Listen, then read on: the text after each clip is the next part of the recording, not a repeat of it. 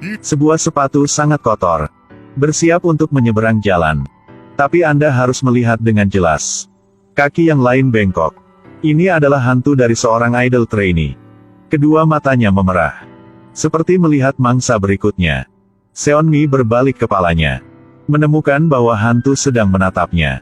Tapi berbalik dan berjalan pergi seolah-olah tidak terjadi apa-apa. Melihat hantu itu tundukkan kepalanya. Mengambil brosur di tanah. Sebenarnya, pemilik perusahaan real estate hanyalah kedok untuk Seonmi. Identitasnya adalah Dewi Reinkarnasi. Karena sejak kecil dia sudah melihat hantu dan roh. Seonmi terbiasa melihat mereka. Tapi karena itu, keluarga dan teman-teman menjauh darinya. Sesuatu hari, Seonmi pergi ke rumah pamannya. Dia ingin datang dan membakar dupa untuk neneknya yang sudah meninggal. Tapi pamannya kandung memarahinya.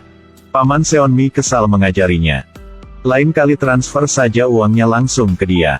Dua suami istri mereka hendak menutup pintu. Seonmi membuka kantong itu. Dalamnya adalah jagung meletus yang neneknya paling suka saat hidup.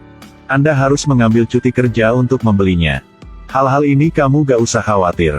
Dia tahu Seonmi belum pergi jauh. Segera menyuruh istrinya taburi garam untuk membersihkan hantu di halamannya. Ternyata, kerabatnya semua yang harus disalahkan. Masalah kematian dini orang tuanya ke kepalanya. Seonmi dengan kecewa berlangkah turun tangga. Bersembunyi di sudut tidak jauh untuk meminta maaf kepada nenek. Ulang tahun kematian nenek tahun ini, dia tidak hadir. Tapi belum keluar tempat itu. Sepupunya memanggilnya kembali. Mereka ke sebuah warung kopi. Sepupunya mengatakan, suaminya punya hutang kartu kredit. Bahkan susu untuk ibu hamil pun tak bisa beli. Seonmi segera setuju untuk sepupunya meminjam uang. Saat membayar, sepupunya merasa sangat canggung. Masalah uang, terima kasih kakak. Kali ini aku pasti akan membayar. Hanya melahirkan anak dengan aman, tidak apa-apa. Seorang sepupu baru naik mobil. Seonmi sudah melihat hantu di kursi belakang. Ternyata adik iparnya baru saja minum alkohol. Jadi hantu sudah menemukan. Sebenarnya, mereka belum pergi jauh. Adik iparnya sudah melewati lampu merah. Sebuah mobil dari jalan itu bergegas. Tapi tiba-tiba, mobil itu berputar di tempat. Iblis di belakang juga bergoyang. Mungkin sihir yang dia berlatih. Tidak dapat menemukan Oh Gong menggunakan mantra di sekitar. Saat ini Seonmi juga datang. Dia dengan buru-buru ketuk pintu dan menyuruh sepupunya turun mobil. Tapi adik iparnya bilang, dia adalah komet.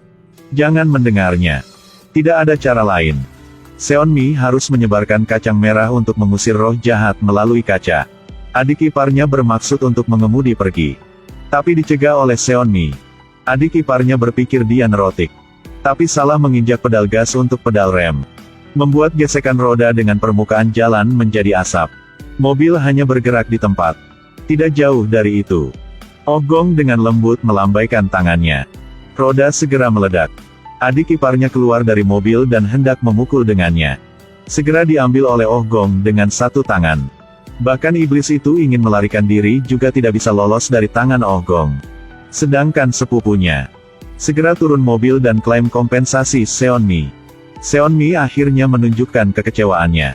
Lebih 20 tahun yang melewat, dia selalu sendirian.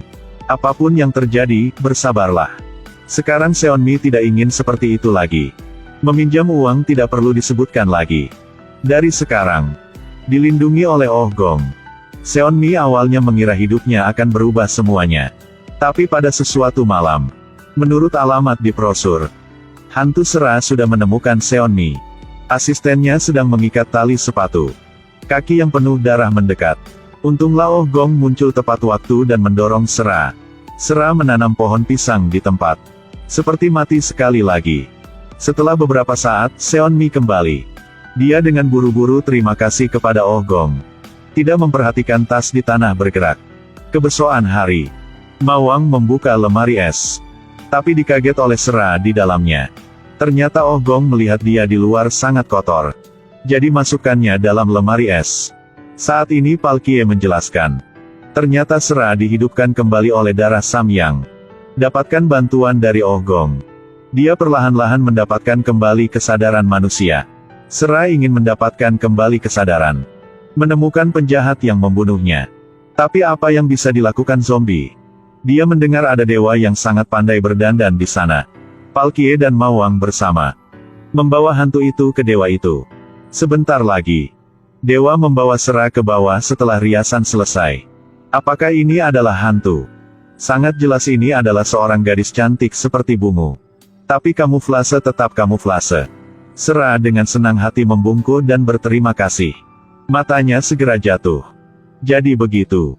Tubuhnya akan cepat membusuk. Sesuatu hari, Sera melihat plat nomor yang sudah dikenal. Ketika dia mendekati mobil, seseorang memanggilnya kembali. Ini adalah putra di keluarga kaya Korea, Daesung. Mendengar bahwa dia bisa menjadi calon presiden berikutnya. Tapi saat dia berbalik tubuhnya kembali, dia kaget. Gadis di depan mata adalah seorang gadis yang dia tabrak sampai mati belum lama ini. Daesung melihat Sera segera tercengang. Jadi sudah bertanyanya. Sera mungkin sudah lupa semua hal yang hari itu. Daesung dengan tenang mengangguk. Gadis itu segera pergi. Kebesokan hari, dia ke perpustakaan untuk menunggu. Daesung berpura-pura datang untuk menyapa. Ketika selamat tinggal, dia tidak beruntung pingsan. Daesung membawanya ke tangga. Berniat membunuhnya untuk menghindari konsekuensi. Tapi saat dia menyadari, di leher Sera tidak ada pembuluh darah, Daesung segera menelepon. Menyuruh orang datang untuk perawatan mayat ini. Tapi saat dia berbalik, mayat sudah menghilang. Daesung semakin pikir semakin susah paham. Buru-buru mengirim seseorang untuk memindahkan rumah sakit ke ibunya. Bahkan pamflet yang mencari orang membuang semuanya. Dapatkan bantuan dari Palkie. Sera menemukan pembunuh yang membunuhnya. Dia masih memilih untuk tidak membalas dendam. Karena waktunya tidak banyak lagi. Tapi dia kurang tahu. Ibunya dalam keadaan koma karena dia mencarinya. Suatu hari Sera memegang bunga dan berkata kepada Oh Gong. Setelah mengucapkan selamat tinggal semua orang membakarnya. Tapi pada saat ini, dia melihat selebaran orang hilang ibunya. Dua preman membuat janji untuk bertemu dengannya sendirian. Lalu mendorongnya ke bawah lantai. Setelah pemrosesan selesai, kedua preman itu ke tempat Daesung untuk mengambil uang. Daesung lebih waspada kali ini. Dia menelepon untuk Sera. Sebenarnya Sera masih hidup. Daesung juga berkata dengannya. Nyawa ibu Sera ada di tangannya. Dia bahkan bilang dengan Sera semua masalah. Dia berjanji dengan Sera ke gudang. Daesung bilang ibunya berada di dalam kontainer. Tapi dia kurang tahu. Di dalamnya adalah peti mati yang aneh. Digali oleh pekerja.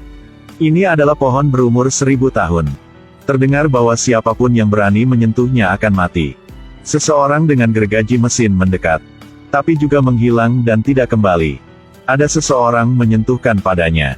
Kebesokan hari segera menghilang pikiran. Tapi area ini menghalangi bisnis.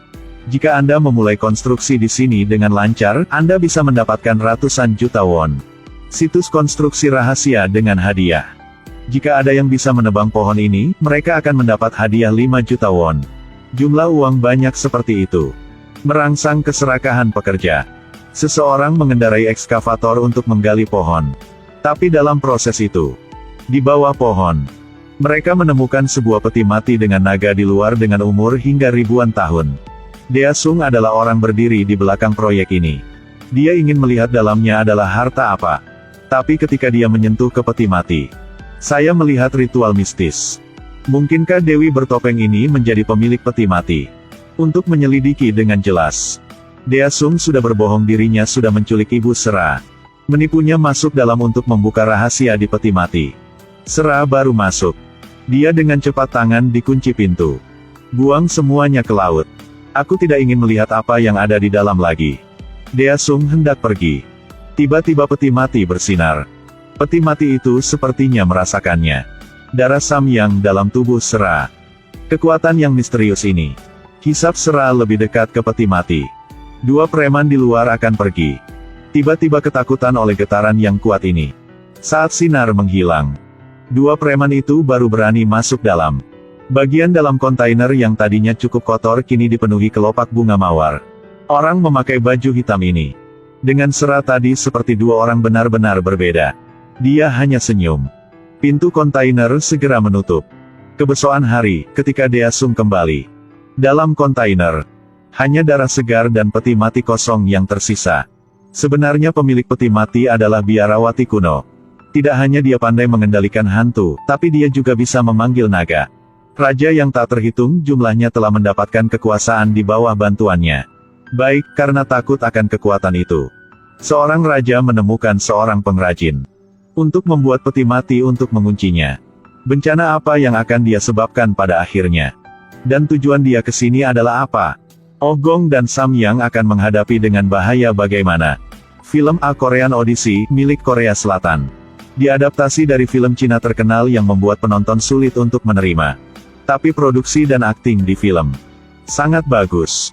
Video sampai ini berakhir, mari tekan like dan share. Jangan lupa follow page ya.